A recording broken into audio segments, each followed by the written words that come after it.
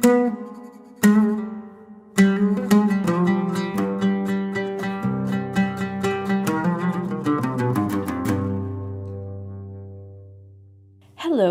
you are listening to Maghrib in Past and Present podcast, a space dedicated to history, art, culture, politics, sociology, anthropology, and many other subjects.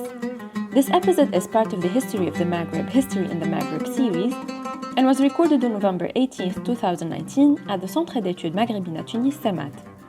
In this episode, Samantha Cloud, PhD candidate of history at St. Louis University, talks about Medieval Ifriqiya and the emergence of the Hafsid Dynasty.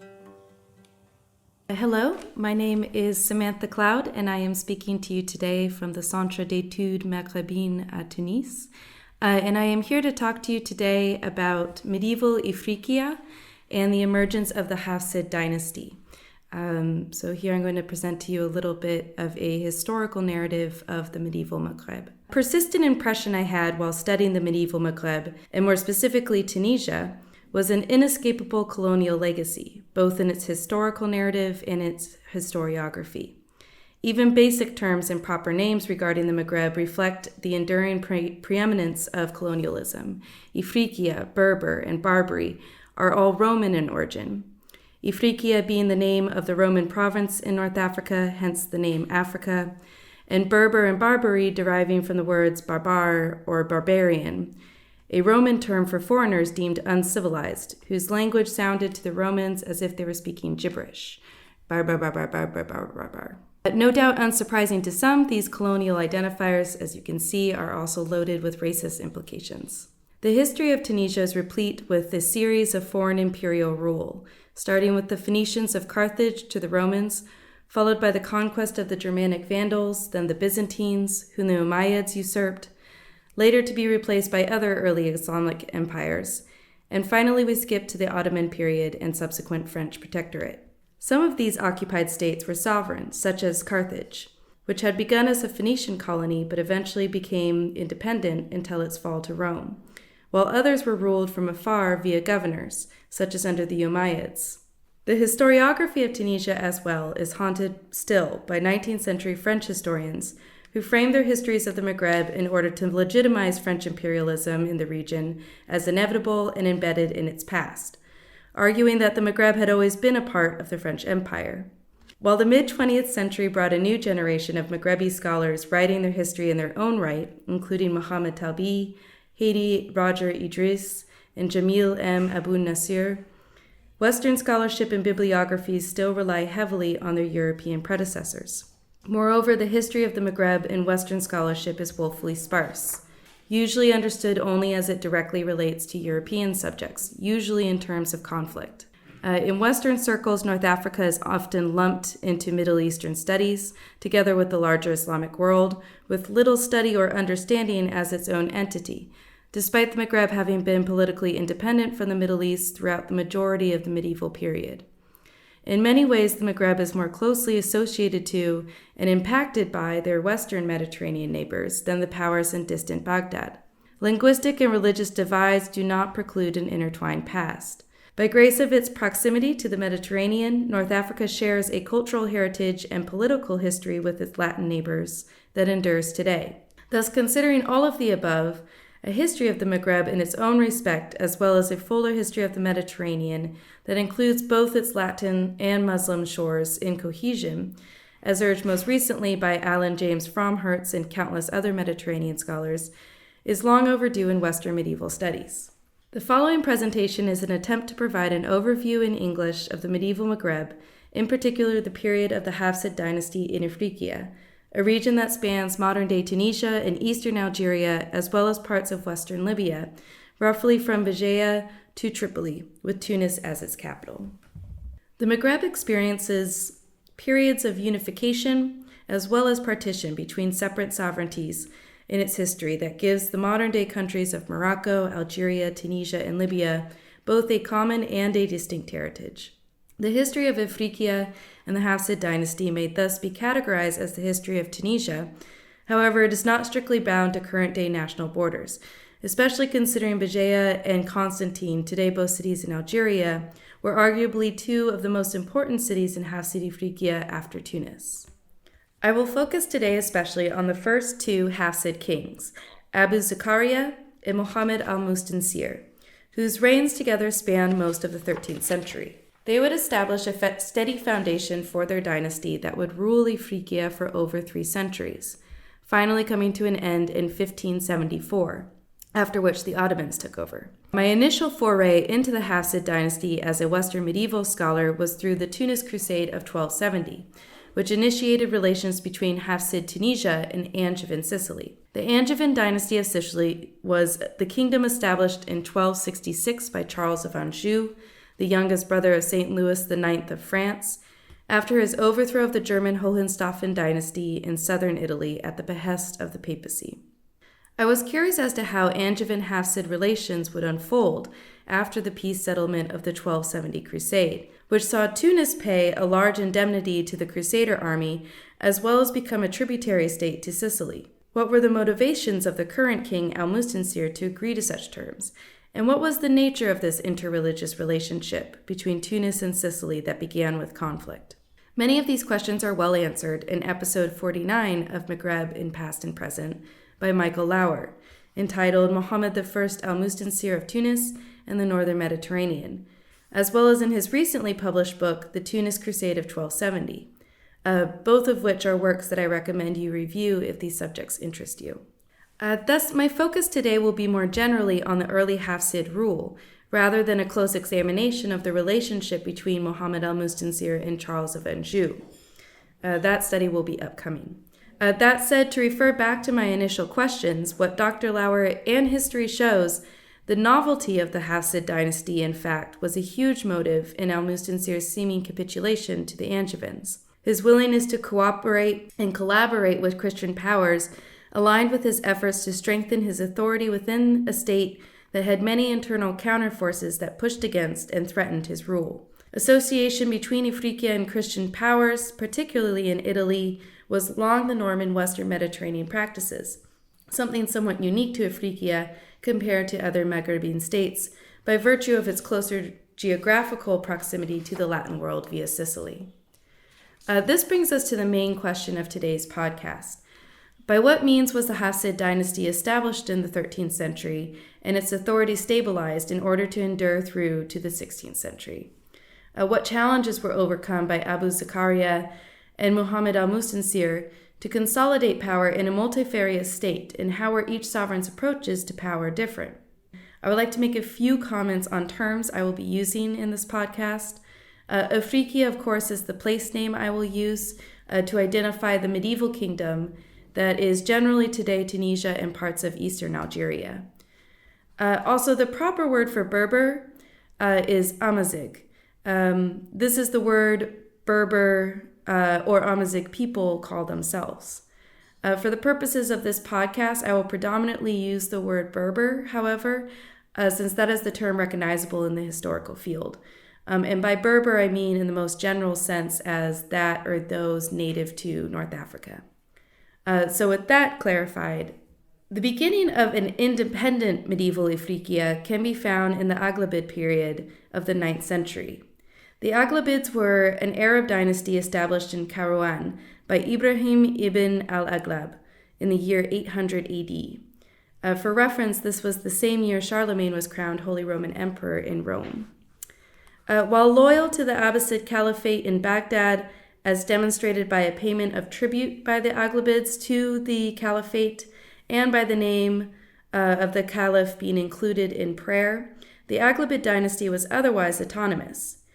This was established by Ibrahim, who had accepted his appointment to his position in Ifriqiya by the Abbasid Caliph on the condition that he would be an emir, with full autonomy and hereditary power, rather than simply appointed governor, or wali.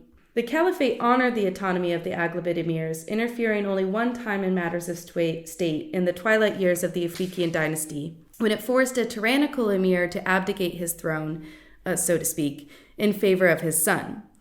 This unprecedented intrusion was no doubt a sign of Aghlabid's decline from power, implying corruption and other issues of secession as contributing factors to their descent. Thus, while still under the umbrella of the Abbasid Caliphate, with a strong cultural and obviously religious bond to the Middle East, politically Ifriqiya breaks from Baghdad in this period and so begins an independent history, a development of North Africa in the medieval period separate and divergent from the East in Baghdad, a political history that is uniquely Maghrebi and ruled from within.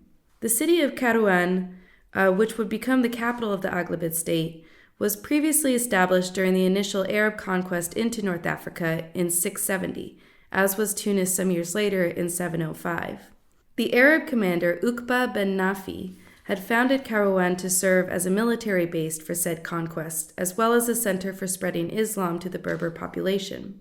The mosque he commissioned is still dedicated to his namesake, the Uqba Mosque, better known as the Great Mosque of Kairouan, famously the oldest mosque and holiest Islamic site in North Africa. The Aghlabids added their own mark to the city when they established their residence just outside of Kairouan to evade the contemptuous Malakite jurists and theologians who disapproved of the emir's supposedly lavish lifestyles and taxation policies, presumably to support said lifestyles. It is said that to compensate for their reputation for indulgence, the Aghlabids were active in religious building projects, such as their renovations to the Grand Mosque of Kairouan. The Aghlabids were also active in hydraulic works, the Aghlabid basins of Kairouan, of course, being perhaps their greatest infrastructural legacy, the Aghlabid basins being two impressively large water reservoirs that serve the city's population, that can still be seen today. The Aghlabids' greatest legacy for Western scholarships perhaps lies in its conquest of Sicily from the Byzantine Empire, effectively making Sicily a Muslim island. Here already we see an early example of the historical bond between Ifriqiya and Sicily, which continues into the Hafsid period with significant consequences, despite the two realms in the 13th century being of opposing religions, Islam and Christianity. This bond, which exists to this day, is historical, geographical, cultural, gastronomical, at times political, making both Sicily and Ifriqiya unique to other regions in the Mediterranean. The Fatimids took over Ifriqiya after the fall of the Aghlabids in 909 AD. Originally based in Ifriqiya, first at Raqqada, just outside of Kairouan, then at Mahdia, the Fatimids would turn their focus eastward towards Egypt and move their capital to Cairo, leaving governance of Ifriqiya in the hands of the Zirid dynasty, the first of several Berber dynasties to rule in the Maghreb, albeit in the name of the Fatimids. The Zirids had been awarded governorship of Ifriqiya after their defeat of Abu Yazid, the man on the donkey, an Ibadi Berber insurgent who had led a largely successful popular uprising against the Fatimid Caliphate, even having occupied Kairouan for a period of time. Abu Yazid's rebellion was multifaceted, objecting to the foreign Arab rule as well as Fatimid Shi'ism. As an Ibadite, an early separatist group of the Shiites, Abu Yazid and his followers believed leaders should be chosen by and among the people and best embody the values and practices of a good Muslim. This directly opposed the Fatimid hereditary imamate, which claimed descent from Ali through his wife and daughter of Mohamed, Fatima, hence the name Fatimid. The defeat of Abu Yazid did not quell the bad blood between the Fatimids and their subject province, however. When the Zirid renounced Shia Islam to become Sunni in 1048, consequently recognizing the Abbasid Caliphate in lieu of the Fatimid Caliphate deployed the Arab tribes of the Banu Hilal and Banu Sulaim to set fire to the region in what is infamously known as the Hilalian invasions. Or rather, in less hyperbolic terms, the Fatimid Caliphate facilitated the migration of these tribes through Egypt in order to resettle in the Maghreb. As a result of these invasions or migrations, we see a period of mass cultural Arabization of the Maghreb, as well as a shift towards nomadism in regions that previously had been more agricultural. Although nomadism, of course, was not foreign to the Maghreb at this time, we just see here an increase in regions previously sedentary.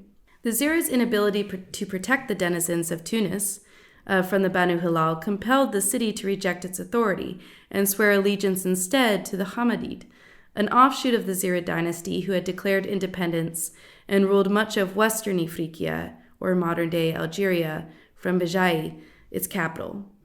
The Hammadid emir appointed a governor to Tunis, Abd al-Haq ibn Abd al-Aziz ibn Khurasan, whom quickly declared independence himself from the Hammadid, thus establishing the Hafsid Dynasty of Tunis, which would last nearly a century until they were absorbed into the Christian Norman kingdom of Sicily. For a period of nearly a century, Ifriqiya would be under the rule of Norman Sicily, administered by the Hafsid governors, until the Almohad conquest of the Maghreb. I would like to highlight the Hafsid today because with them we see an emergence of Tunis as a central urban hub within Ifriqiya.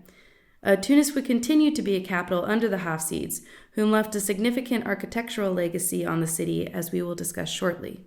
The Almohads came from the Atlas Mountains in southern Morocco from the Berber-Masmuda tribes. The Almohad movement, so to speak, began as a religious one. The anglicized name Almohad derives from a poor transcription of the Arabic word al-Muwahhidun, meaning the unifiers, in reference to its puritanical monotheistic doctrine that rigorously averred the unity of God, his indivisible oneness, or Tawhid. Ibn Tumart was the founder and spiritual leader, who would reveal himself as the true Mahdi, or Redeemer of Islam, whose arrival would signal the imminent day of judgment. The Almohads would soon mobilize against the reigning Almoravid Empire in Morocco and Spain, whom Tumart deemed as indulgent and overly lax about Islamic morals and conduct. Abd al-Mumin would lead the Almohad army, the sword to Tumart's word, assuming leadership of the movement after Tumart's early death and eventually becoming the first Almohad caliph. Together, Tumart and Abd al-Mumin made up the two dimensions of a new caliphate, Tumart as its imam, and al-Mumin as its caliph. The Almohads would conquer the whole of the Maghreb and remaining Muslim states of Spain before the end of the 12th century. The unity of the Almohad Empire would only last a handful of decades, however. Its provinces would later become their own states, one by one rebelling against the caliph in the early decades of the 13th century. The Hafsids were early followers of the Almohads. Abu Hafs Umar, from whom the line is named, was one of Ibn Tumart's closest companions, one of the inner council of 10, the original converts and witnesses of Tumart as Mahdi. Abu Hafs' position among the Almohads was third in rank behind al-Mumin. Tumart bestowed onto him the title of Sheikh of the Masmuda, affirming his position within the new caliphate as well as that of his descendants. Even his name, Abu Hafs Umar, was given to him by Ibn Tumart. His true Amazigh name was Faska Umatsul Inti. Abu Hafs' descendants would always hold high governmental positions within the Almohad Empire, including governor of Ifriqiya by 1207, when Caliph an-Nasir appointed Abd al-Wahid ben Abi Hafs to govern the distant province after his successful defeat of the rebel Ibn Ghaniya.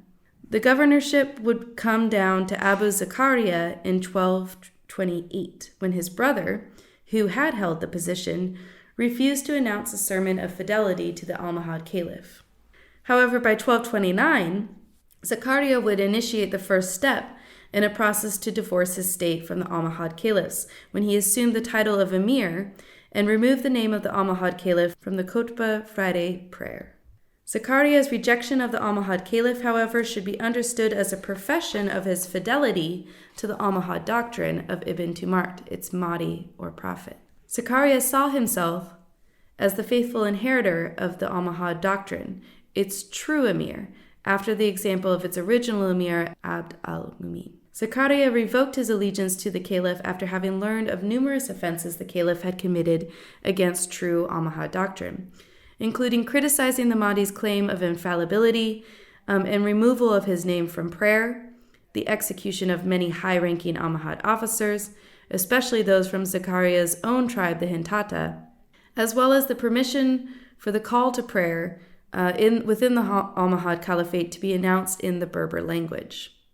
Thus, Zakariya removed the name of the Almohad Caliph from prayer in Ifriqiya, saying prayer instead in the name of the Mahdi and Orthodox caliphs, publicly confirming his enduring allegiance to Almohad doctrine despite his rejection of its state's keepers.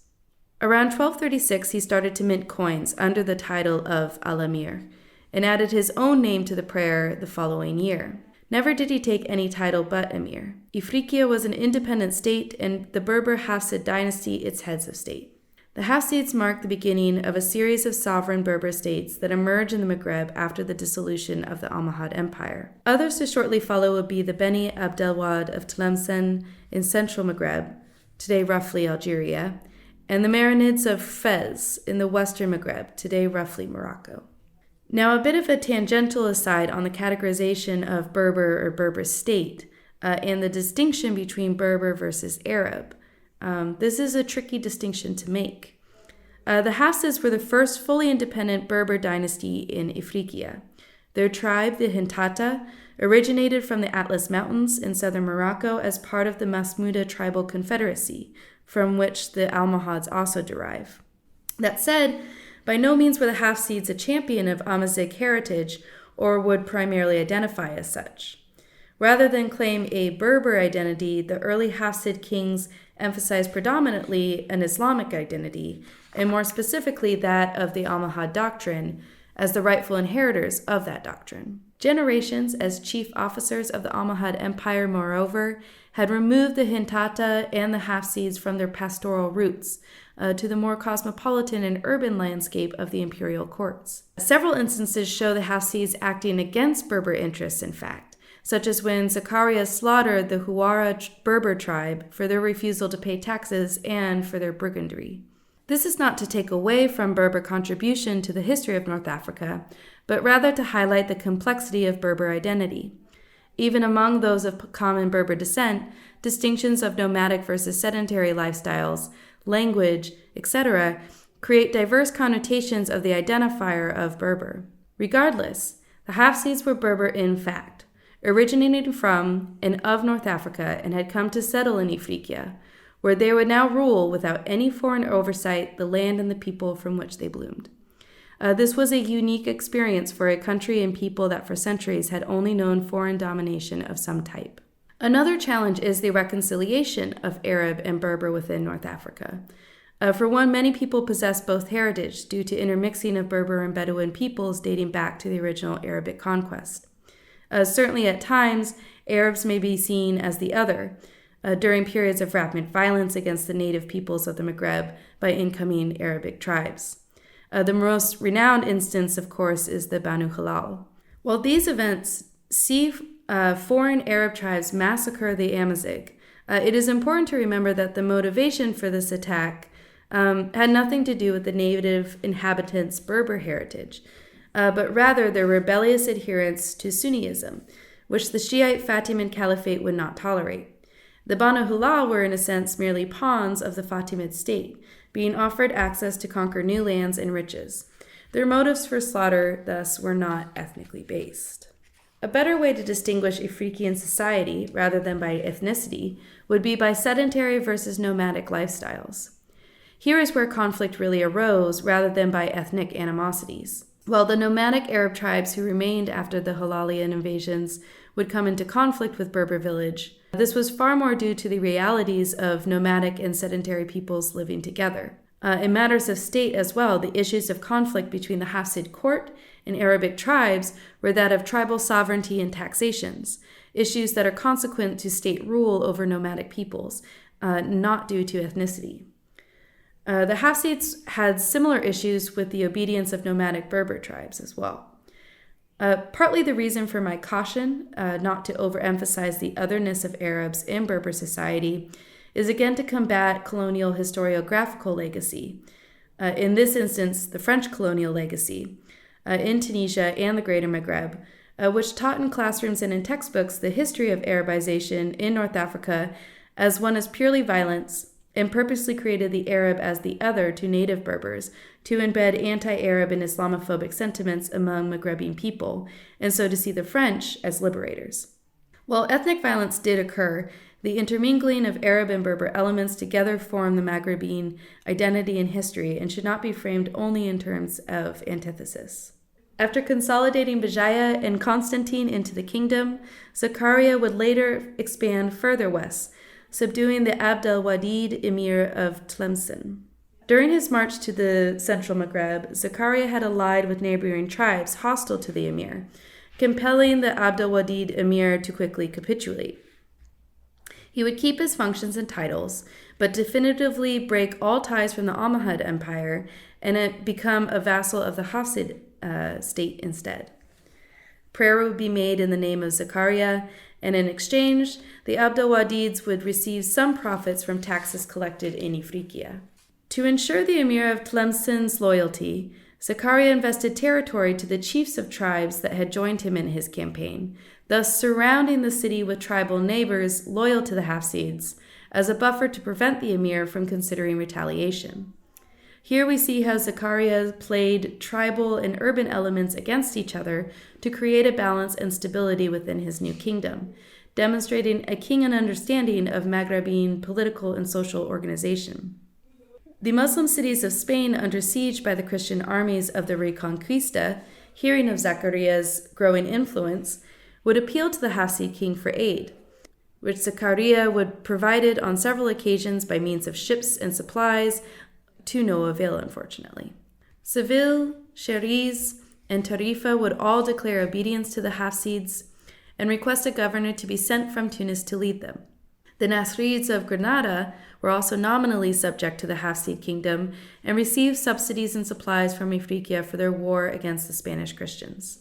When the Marinids of Western Maghrib took over Fez from the Almohads in 1248, they too declared fealty to Zakariya. While much of his reign was spent away from Tunis, subduing and consolidating his kingdom, Zakariya also invested time and resources in the amelioration of the city's infrastructure, making it a worthy capital, a center of culture and commerce as well as power. He built up the Kasbah Palace to house his family and administrators, commissioning the construction of the Kasbah Mosque in an Andalusian style. Zakariya had previously served as an officer in Seville when he was still part of the Almohad Empire, before he had been appointed governor of Tunis. Zakariya also established the first madrasa in the Maghreb, primarily to teach Almohad doctrine as well as train clerks for his administration. Tunis would become the learning capital of Ifriqiya, and especially of Almohad teaching, shifting focus away from Kairouan and the interior of the country, to now Tunis and the coast. As the second son, Abdallah Mohamed al-Mustansir was not initially intended to inherit the throne from his father Abu Zakariya. His eldest brother, Abu Yahya Zakariya, had been designated heir before his death in 1248. Zakariya Sr. is said to have fallen into a deep depression with the death of his son, himself dying shortly after in 1249, but not before securing the nomination of his other son, Mohamed, as heir from the assembly of the grand officers of the state. Many subject states revoked their submission to the Hafsids after Zakariya's death, although the Abdelwadid of central Maghreb remained loyal until the siege of Tlemcen by the Marinids. Mohamed al-Mustansir's reign began with conspiracy, with a plot against his life and to usurp the throne carried out by his uncle and cousin, both of whom were caught and promptly executed, somewhat publicly as well. Intrigue within the court would be common among al-Mustansir's relatives, including his own brother who would be exiled to Spain, as well as among high-ranking Almohad officials who resented the Hafsids' claim to power. Al-Mustansir would counter these rival forces by diversifying the balance of power among them. To temper the influence of relatives and high-ranking Almohads, al-Mustansir looked outside the realm for support, in particular among Christian powers, whose Italian maritime states brought in much commercial activity to Tunis and new revenue. It was also under al-Mustansir that we begin to see in the Maghreb the practice of hiring Christian mercenaries to the king's army. Mercenaries, unlike native inhabitants, would not have any previous allegiance to other Maghrebi chiefs, loyal only to him that paid them.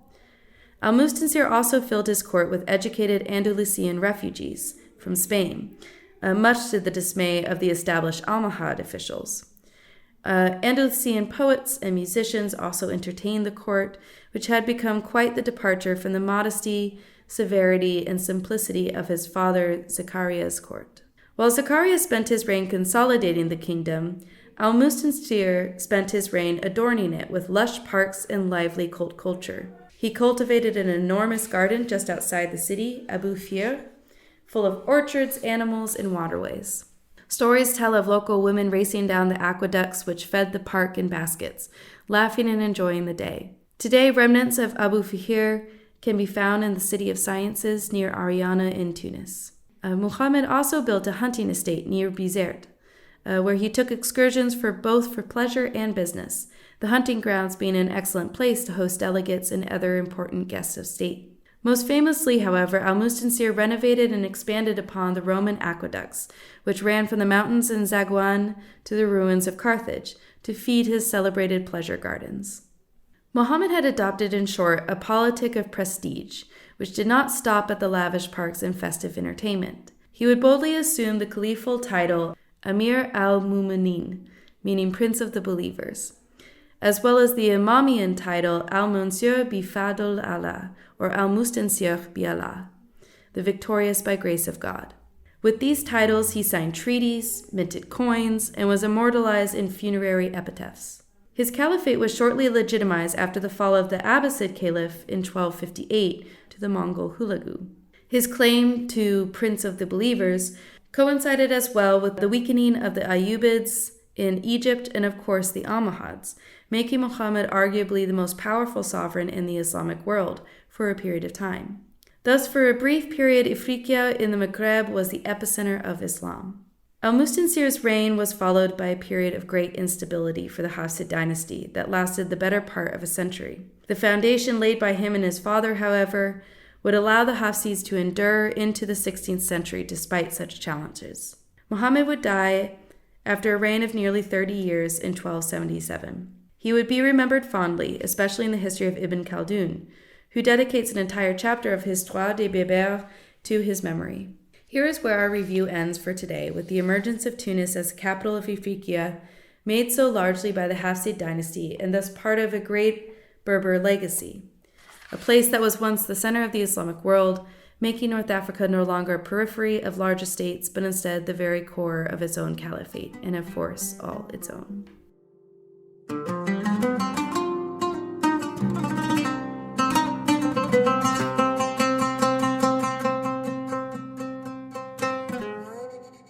Thank you for listening to Maghrib in Past and Present podcasts.